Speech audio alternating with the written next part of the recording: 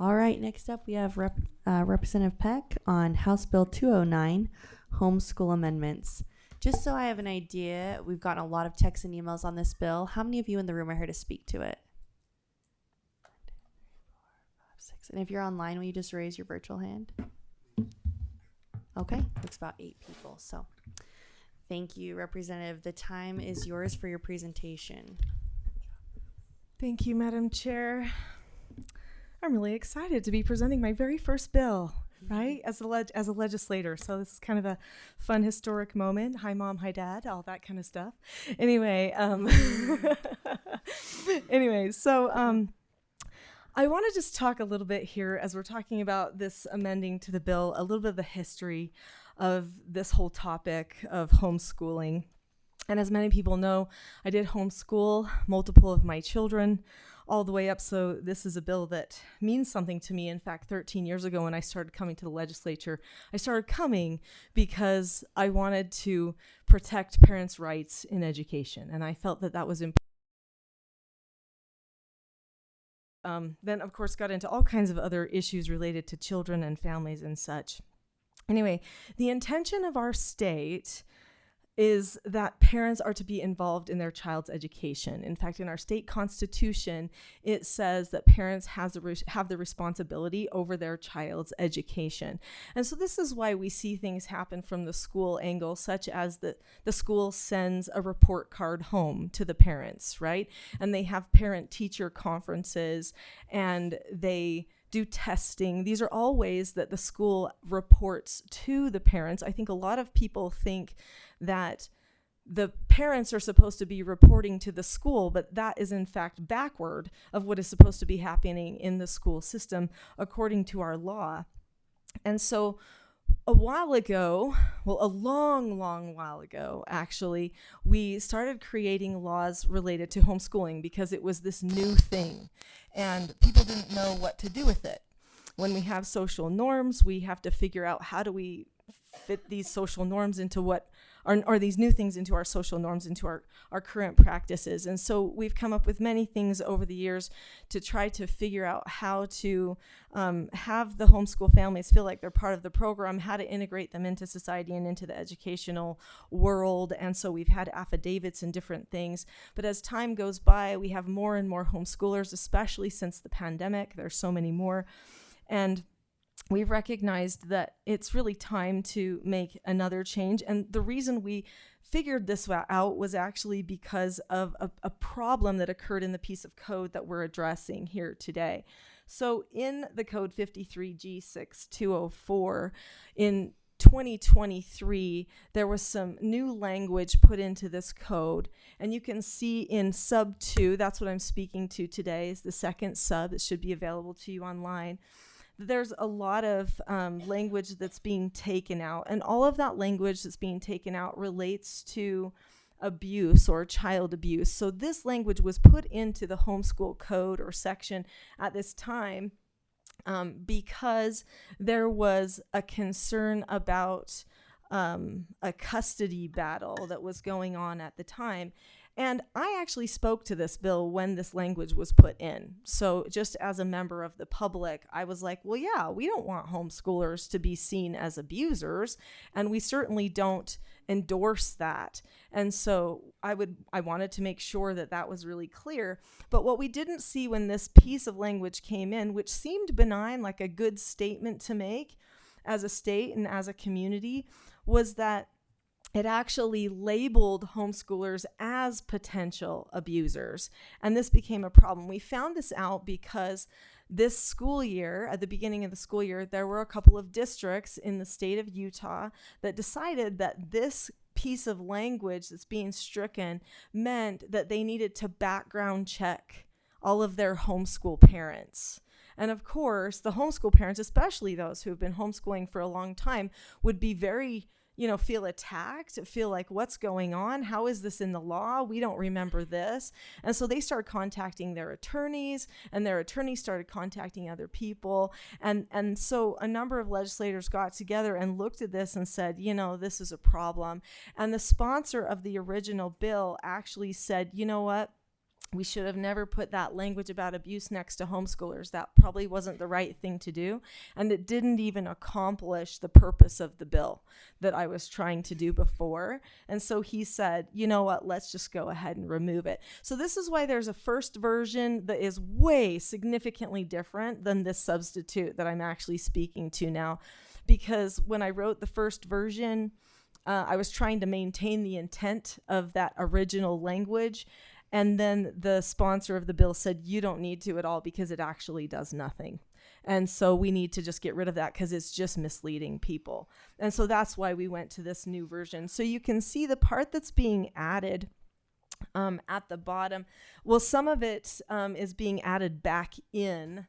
So lines 133 to 147, that is all stuff that was already currently in code, and it was taken out in the second sub and now is being put back in. So that's not new language, that's existing language.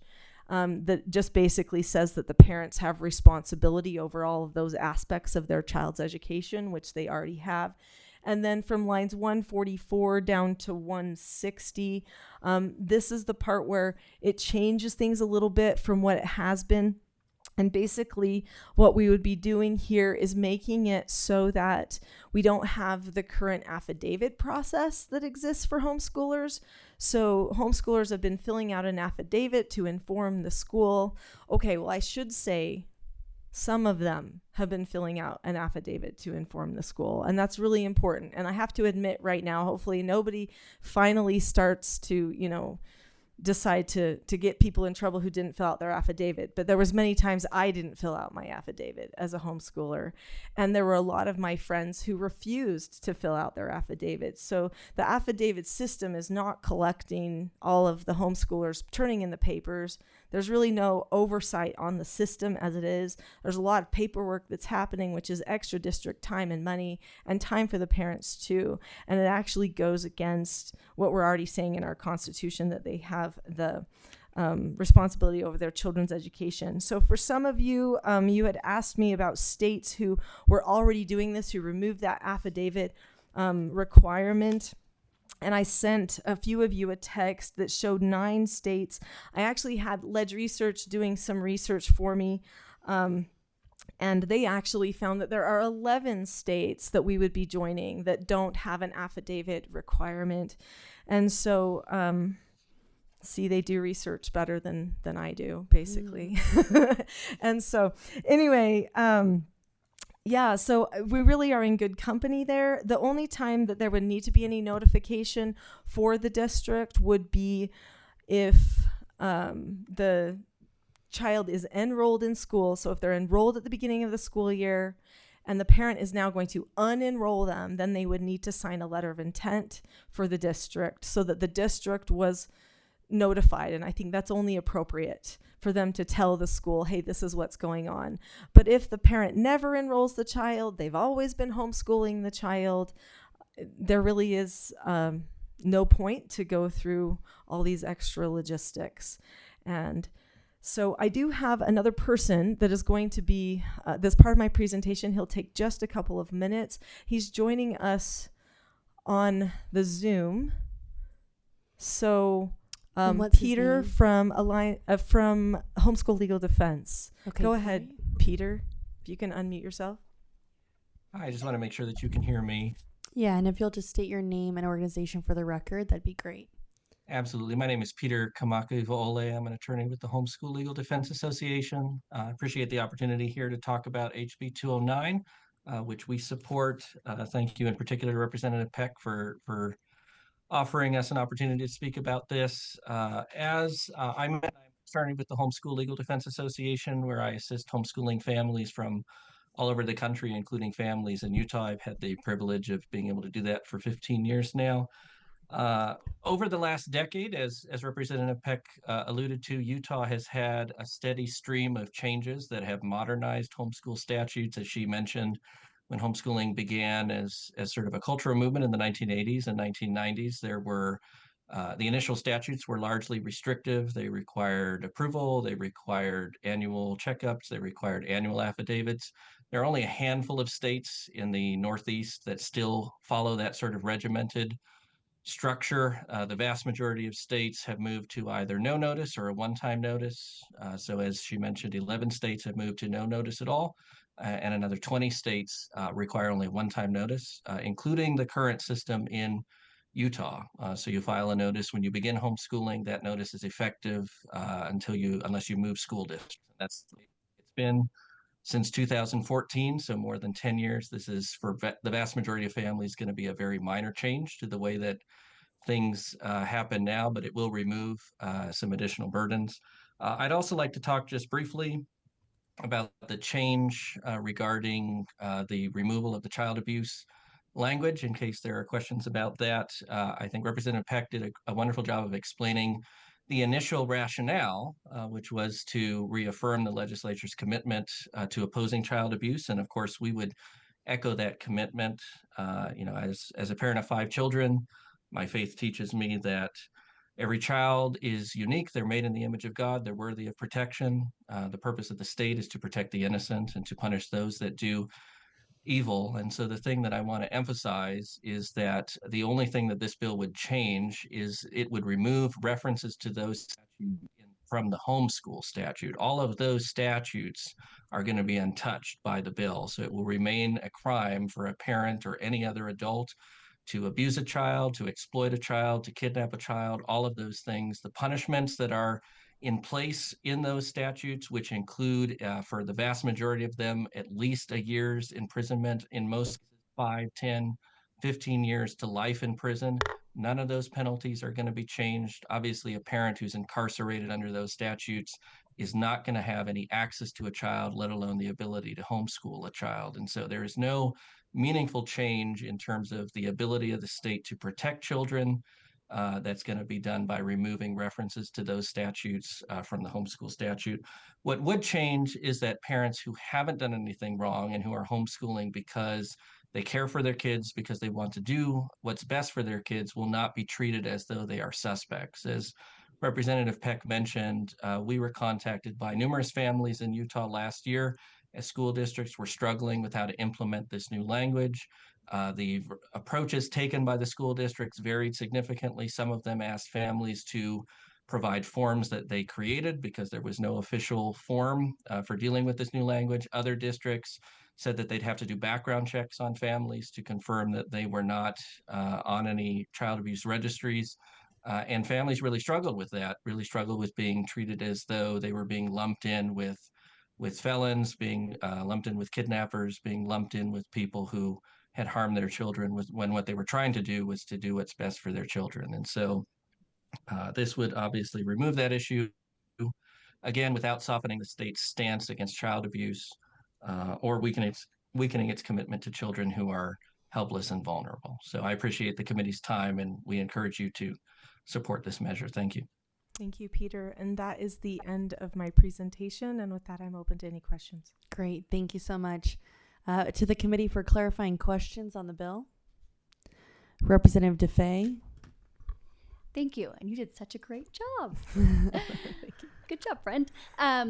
Thank you for being open to answering questions I had previously. I just had a question pop into my head. How does this interface with Utah Fits All? If you're a recipient with Utah Fits All, I mean, I'm assuming it's fine, but I just wanted to know, are all the kinks worked out there? How does that work? Yeah, not going to be a problem. When a person signs up for Utah Fits All as part of the scholarship program, that makes them a different type of student in the state's eyes anyway, instead of just a traditional homeschool student like that. Okay, thanks. Mm-hmm. Thank you. Additional clarifying questions from the committee. Representative Miller. Thank you, Madam Chair. I have 2 questions. First of all, on line 154, I just want clarification. So if a student is enrolled full-time and then they've decided they're only going to stay at school for a couple hours a day and then homeschool the other hours, they would not need to fill out an affidavit?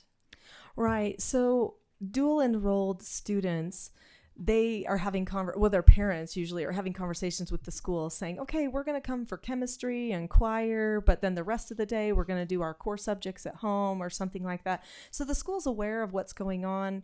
That extra piece of paperwork that they were filling out like an affidavit just doesn't really have a point because everybody already knows what's happening at the school.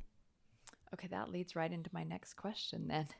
So I used to be on a school board, and every month in our business meeting on the consent agenda, we approved certificates for home instruction. And like I was just looking in December, 7 people filled out affidavits and were issued certificates excusing them from attending public school. Did anything else happen with those affidavits besides the fact that we acknowledged them? Well, I think that is actually part of statute. There is a piece in the code that says, and I suppose we could amend it somewhere. Maybe it's not right here in this particular piece of code. Oh, yes. It says about the school board doing exactly what you were talking about, although I'm not sure all school boards do that. What I'm talking, because they have to interpret this little piece that talks about the school board excusing a student, basically, which is above the crossout section. So right around line 50 or 53 or so, somewhere around there. Anyway, yeah, I suppose that would not be a practice that would still need to happen then.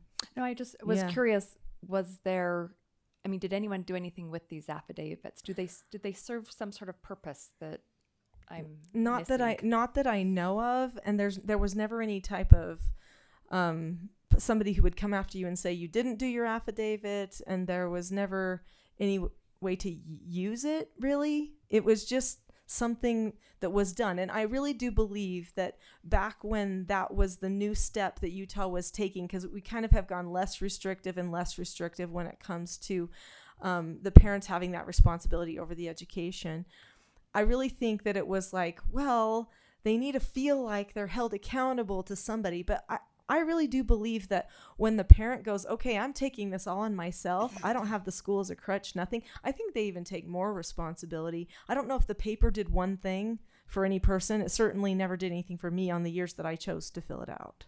So if we take it away, there's not going to be somebody that says, wait a minute, I needed No, that and I data bet you for as a board, something." you never said, I'm not excusing that one. I bet you never did that, right? Never Because and so there we go. Yeah. Okay, thank you. Yeah, and if you want to sit next to me or where do you want to go? Okay. We do have the attorney here as well. We grabbed him, but Representative Lisenby for a point of information. Go ahead. Thank you. My point of information is that a school board doesn't actually have any discretion in granting an exemption for homeschool. So the fact that there was some perfunctory type of process that a school board in the state of Utah went through is irrelevant, because the code that you were referring to about excusing and discretion was about a part-time excuse. When somebody fills out a homeschool affidavit under current code, the language in code says the board shall excuse. There's no discretion. So really just to clarify, I think it's important clarification that that's really irrelevant. So they may not have been actually interpreting it in the way it was intended, but now they won't have to do it anyway. So there you go. I guess I would just, as a follow-up question, have for our drafting attorney is if we need to remove that. Do you have the line number? It's Representative? actually, It is. it's for partial excuse. Oh, It's fine. It's in a, Yeah. It is fine. My question Okay. wasn't really anything to do with that. It was, does anyone do anything with this affidavit right. besides it gets filed with the district? Just a curiosity Not that I know of. question. So Okay. Yeah. Thank you. Okay. Any additional clarifying questions? Thank you for the discussion. Thank you, Jeff, for coming down. Stay tuned in case we need an amendment here. Okay. All right. Any other clarifying questions from the committee? Seeing none, we'll take this to the public for public comment. We do have, it looked like about 10 people. Can you raise your hand if you wanted to speak to this bill? Okay. Okay, and we've got a few people online, so we'll give you a couple minutes. Please state your name and the organization you represent, if any. All right, go ahead. Thank you, Madam Chair and members of the committee. Good afternoon. Thank you for giving me the opportunity to speak with you today. It doesn't say this, but my name is Brittany Sproul. I am the chair of UHOPE, the Utah Home Education Organizations for Parental Empowerment. We are here today to voice our strong support for HB 209, the homeschool amendment sponsored by Representative Nicolene Peck. Thank you for your efforts. This bill is about making things simpler and more efficient for both families and school districts. It reduces unnecessary paperwork and aligns with the Utah Constitution, which affirms that parents are the primary decision makers in their children's education. I remember well the first time I walked into my local Nebo School District office to file an affidavit for my kids. First, I had to figure out what an affidavit was. Then I had to figure out where to get one.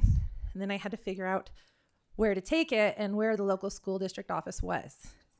I had 2 toddlers with me, one holding each hand, and I was trying to navigate the process while keeping them calm. The woman at the desk was kind and patient as she located the paperwork I needed to fill out and sign.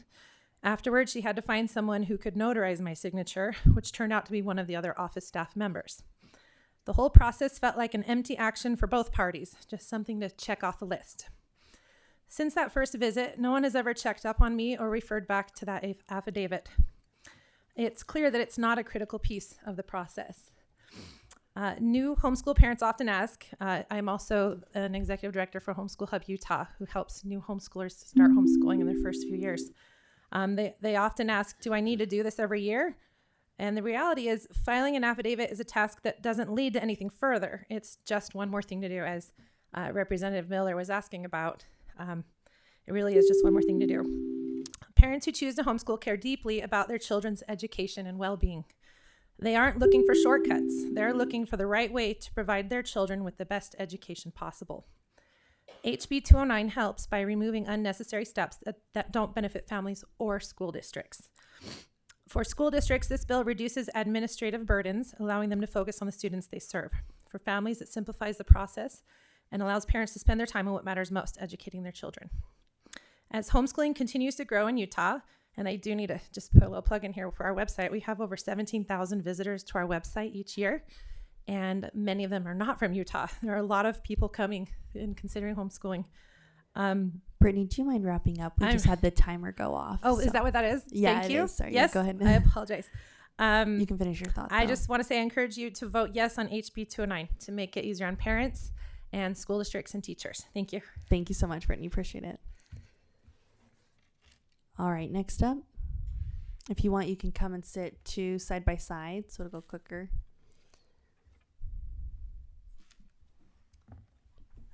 Certainly. Hello again. My name is Nina Wolf. First, thank you so much for your service on this committee. I'm a homeschooling mom of 8 children. I also serve as the chair of the Utah Home Education Association, which has advocated for homeschooling rights in Utah for over 40 years. I am asking you to vote yes on HB 209. As has been spoken to already, this bill removes unnecessary paperwork for both the home educating families, but also for the school districts. They have enough to deal with already. They really do not need one more piece of red tape.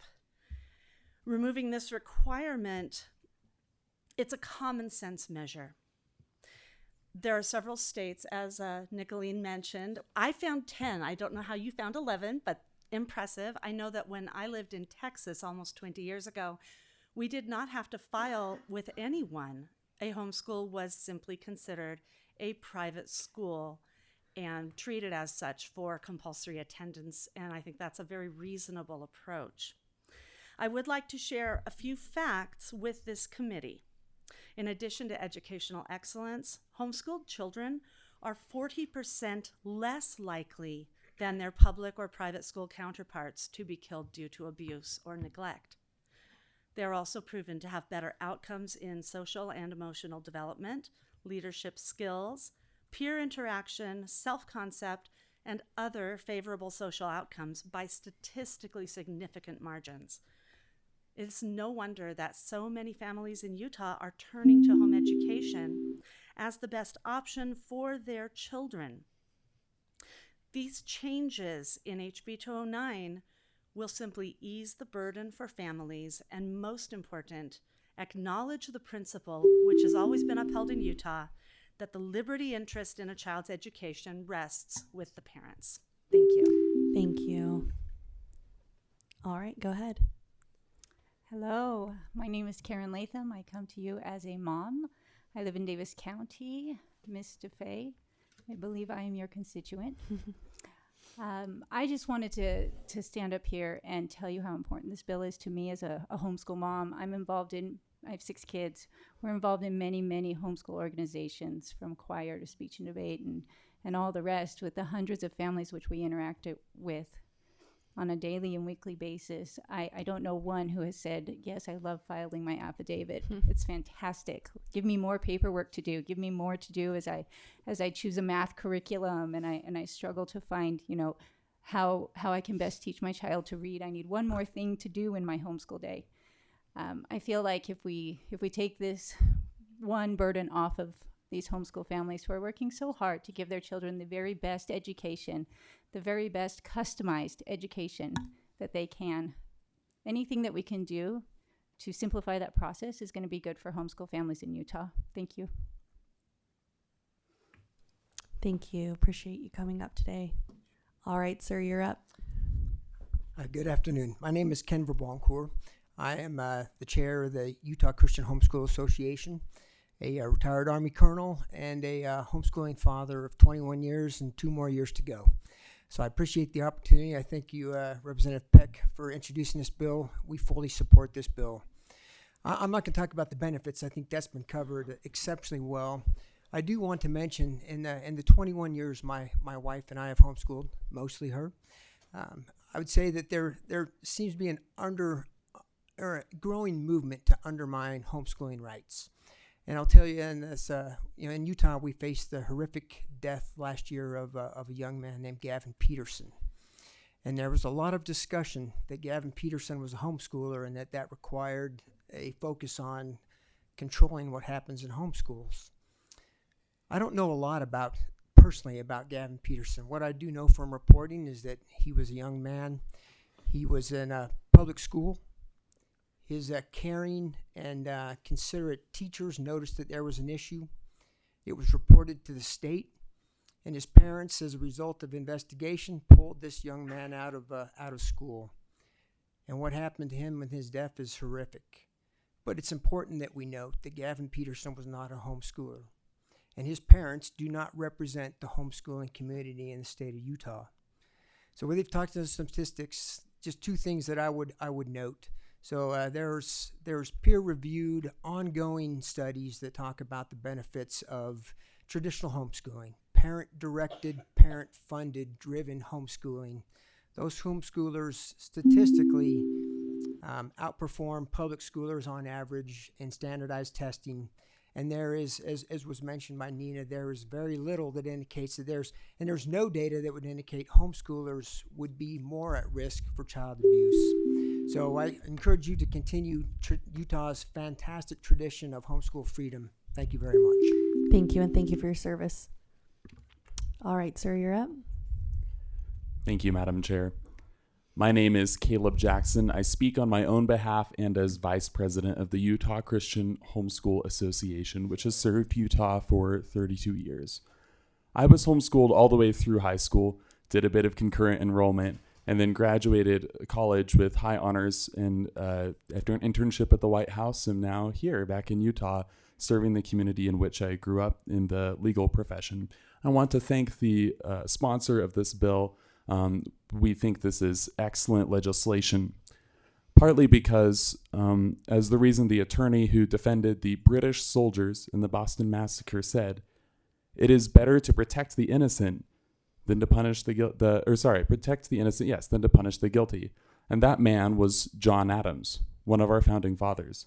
And that is the principle at stake here, with the child abuse language getting removed as far as its statutory association with homeschooling that exists in the current text. One of the studies that came out just recently, within the past 5 years, says that those who attended public school were over 2.5 times more likely, with statistical significance, to have been sexually abused than the homeschooled. And that is in contrast to the benefits that homeschooling brings. I believe homeschooling is good for society and for the government of Utah. Homeschoolers pay taxes that support the public school system and are glad to do so, but receive little to none of those funds. Many of the founding fathers who shaped this country were homeschooled. Parents are ultimately responsible for their children's education, not the state, although the state is often involved, and I have no problem with that. And finally, I can personally testify to the rich relationships with my peers, my siblings, my parents, and with adults of my friends that I developed and cultivated through homeschool. So I strongly urge passage of this bill. Thank you. Thank you. All right, go ahead. Hi, I'm Corinne Johnson, president of Utah Parents United, and I want to echo the testimony that has already been given, so I'll be brief. HB 209 is a fantastic bill. It's a priority bill for Utah Parents United. That's because we have watched new homeschool parents across the state start to find homeschooling through the efforts that we've done to empower parents. There has been a 61% increase in homeschooling across the nation, and we've seen that here in the state of Utah. And the first thing these parents ask us is, well, how do I get started? Well, what do I do? What's the process? And how incredible would it be for us to be able to say, you just get started. You're the parent. You know what's best for your child, and you can do this. This is parental empowerment at its finest, and we urge you to support this legislation. Thank you. All right, go ahead. Hi, my name is Hannah Kleberger. I'm here just representing my family. A big thank you to the sponsor of this legislation as substituted. I strongly support it and urge you to vote for it. And as I'm sitting here, I'm looking at that lovely painting behind you of two parents with their baby, possibly some grandparents looking on. You can see already the love between parents and their children, and how they're actually already starting to teach their kids in that picture. So just as the family is the epicenter really for our country's flourishing, it can also be a wonderful place for education's flourishing. And isn't it ironic then that this new wording in the bill from a year or two ago places suspicion on the family when it's so important to education? So I was background checked, I was just thinking about this and reflecting on it. In my years of service in the Air Force, naturally, since I was responsible for protecting military information, I was background checked to teach in the nursery or in the Sunday school at my church, naturally, because I was leading other people's children. And again, when I tutor other people's children, again, when I have contracted and licensed directors and tutors for National Education Organization, naturally, I am then the one who is interested in screening those folks that I am contracting and licensing, because they have opportunity to access other people's children. But when I was pregnant with my oldest, who is now 18 and about to graduate from our homeschool, and he is thriving, I was not background checked when I was pregnant, naturally, because who loves my kids more than I do? So my husband and I have been educating our kids since the beginning. We have my 12-year-old who's here with me up to my 18-year-old, and we look forward to graduating them all. Thank you for your time. Thank you, and thank you for your service. All right, is there anyone else in the room here to speak to it? One more? Okay, and if you're online, start raising your virtual hands, please. Diane Livingston, Worldwide Organization for Women. A lot has been said, so I'm just going to be brief and just offer support. This is a terrific bill, very simple, but it really puts homeschooling parents on equal footing with all the other parents who send their kids to school. And that's one of the reasons I really like it. It's about parents' rights. Thank you. Thank you. All right, we'll shift to online public comment. We'll start with Elizabeth Madrid, then Hannah Stafford, then James Giles. Just know we do have a 2-minute timer running. So go ahead, Elizabeth.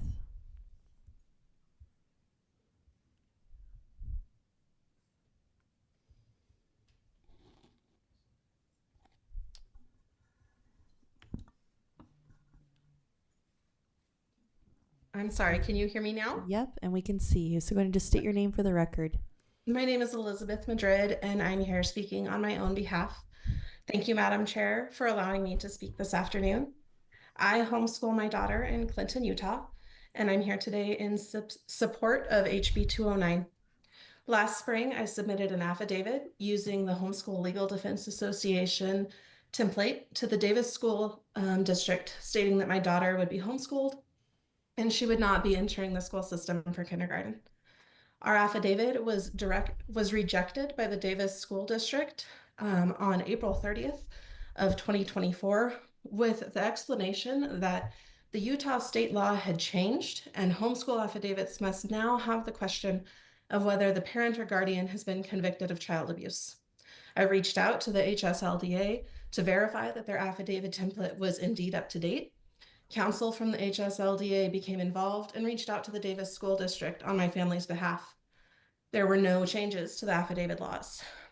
After the HSLDA intervened on our behalf, the Davis School District backed off their position that they would not accept our affidavit, but they maintained that they needed to confirm under state law whether we were on any child abuse registries before they could issue acknowledgement of our intent to homeschool. And that was on June 12th of 2024.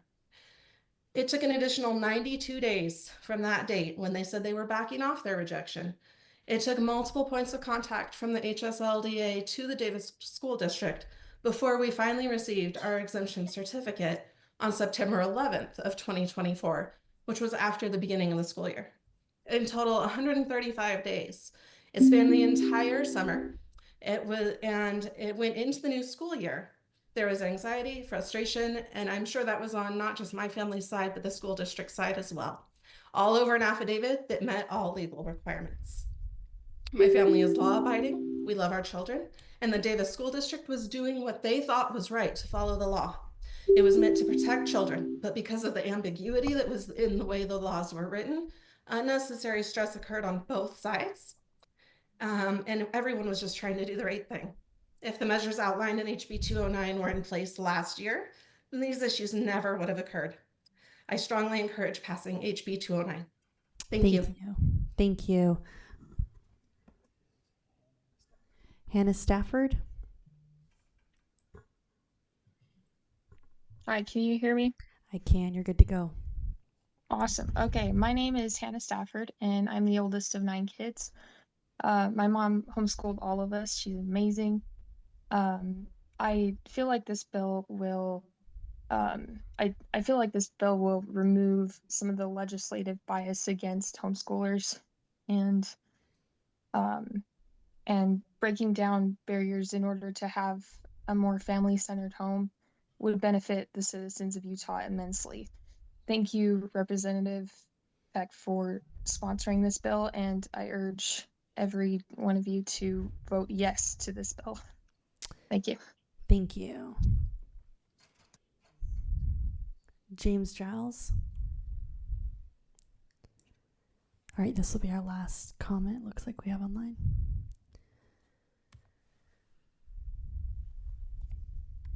Hi, James. Yes, I'm here now. Okay, you're good to go. Hi, I'm here speaking as a parent. My name is James Giles from Provo, Utah. The last 13 years, we moved here from Vienna, Virginia, to work with Jimmer Fredette and the Fredette Family Foundation. The last 13 years, my kids, I believe in this bill, one thing that is missing is the plural. I keep hearing the name, the word parents with an S, plural. Unfortunately, my marriage ended because of this, the struggle we had with our children's education. I have a master's degree. Our children were supposedly homeschooled, and yet they received no education. 3 of my first 4 children have not made it past the 9th grade, all because of this, the protections, which I am not against homeschool. I actually believe it's wonderful. Unfortunately, I did not have a voice in my marriage because it said a parent could sign out the kids, even though I was opposed to it, for them to be homeschooled. Since then, after the divorce, I have more power now as a divorced parent and a co-parent, even though we do not co-parent well. I have more power now to keep my kids in school and to have them educated than I ever did as a married person. Unfortunately, this led to conflict, It also led to allegations of abuse because it was said that you could not control children. They were only accountable to God and themselves, not to parents, school districts, or anyone else. So there's this thing going out around Utah that you can't control kids, that is abuse. But I believe in positivity and protection and providing as a father, and I could not keep my children safe. One of my daughters was raped in our home after I left the home when she should have been in school. I also have 11th grader now who will not make it past, or I'm sorry, he's supposed to be in 11th grade. He's in 9th grade and he will be quitting school now. So I have 3 out of 4 children. The only one that graduated high school is because he wanted to play college golf, and there was accountability by the NCAA standards. He is now playing college golf at Mesa Community College. Please add parents, plural, so that both parents have to sign off if the children are going to be homeschooled. Thank you. Thank you. Representative McPherson, is your question? Okay. All right. Thank you, Mr. Giles, and thank you for sharing your experience with us and joining our committee today. Okay, we will close public comment and bring this back to the committee for action and discussion on the bill. Representative McPherson. Thank you, Madam Chair. I believe we need to move the first substitute. Second substitute. And so I will move second substitute to HB 209. Thank you. That motion is in order. Would you like to speak to it? No, not at this time. All right.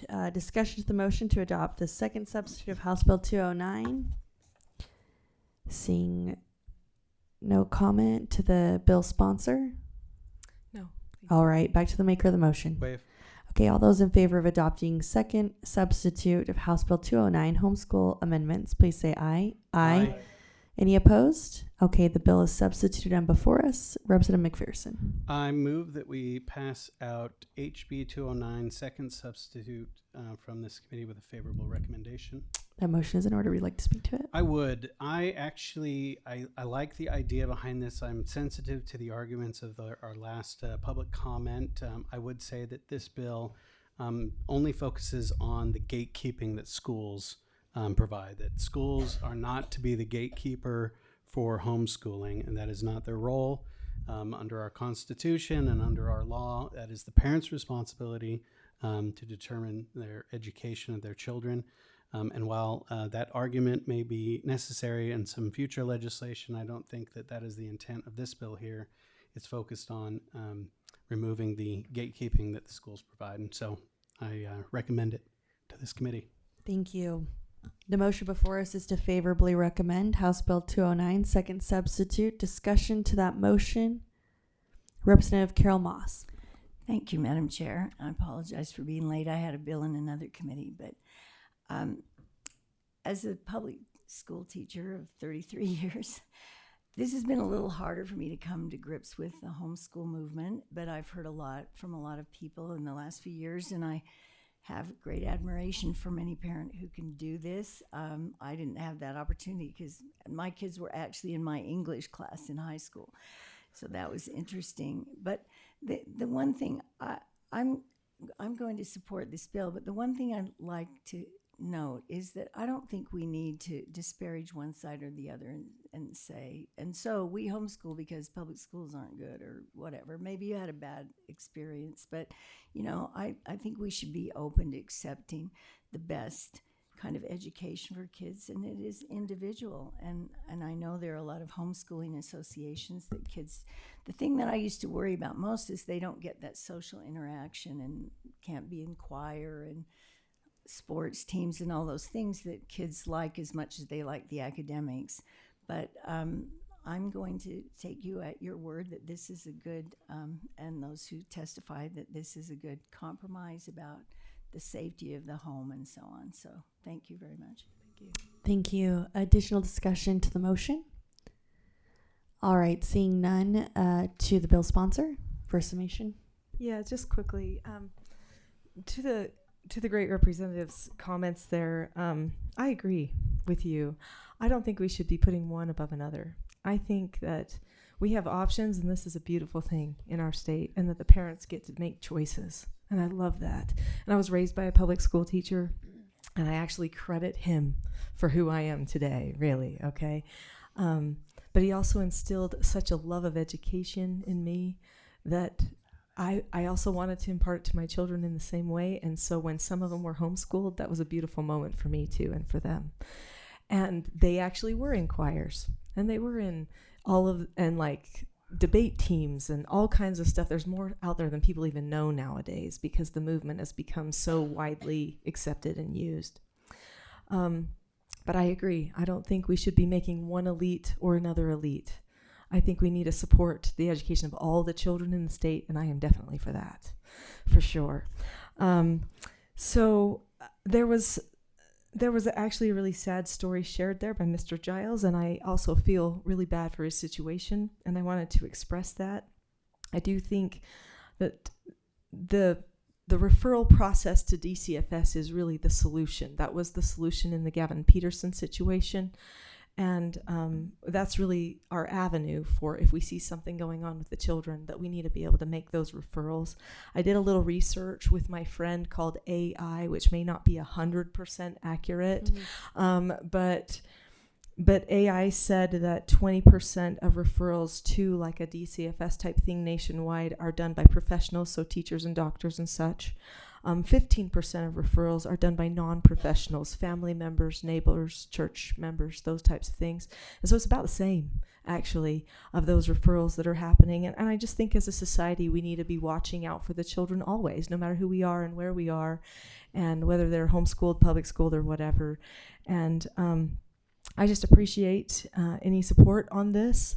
I feel like the committee's been very receptive and generous with your time today with all of the comments. So thank you so much for that, and I appreciate your support. Thank you. And back to the maker of the motion. I'll waive. All right. All those in favor of favorably recommending second substitute House Bill 209 homeschool amendments, please say aye. Aye. Any opposed? All right. It passes unanimously. I will entertain one final motion. Thank you. Representative Hayes, the motion before us is to adjourn. It's non-debatable. All those in favor say aye. Aye. We're adjourned. Thank you.